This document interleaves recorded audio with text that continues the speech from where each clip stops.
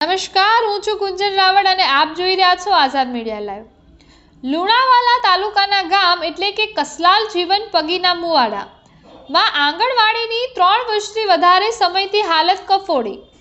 6 વર્ષથી નાની વયના બાળકોને શિક્ષણ મળી રહે તે માટે સરકારશ્રી દ્વારા બાલ કલ્યાણના હેતુથી દરેક ગામમાં નાના બાળકો માટે આંગણવાડીની યોજના અમલમાં મૂકવામાં આવી છે।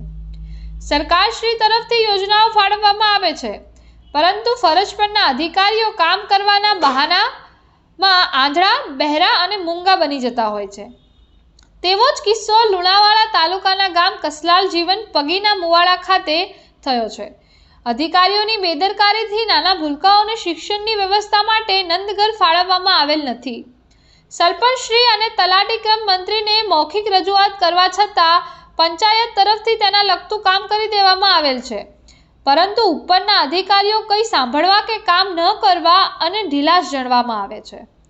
જ્યારે સરકારશ્રી ભણશે ગુજરાત આગળ વધશે ગુજરાતની યોજનાઓ સાર્થક થતી હોય તેમ કહે છે, પણ તેવું જણાતું નથી અને ખાલી વિકાસના કામો કાગળ ઉપર જ બતાવી દેવામાં આવે છે તેવું જણાઈ રહ્યું છે।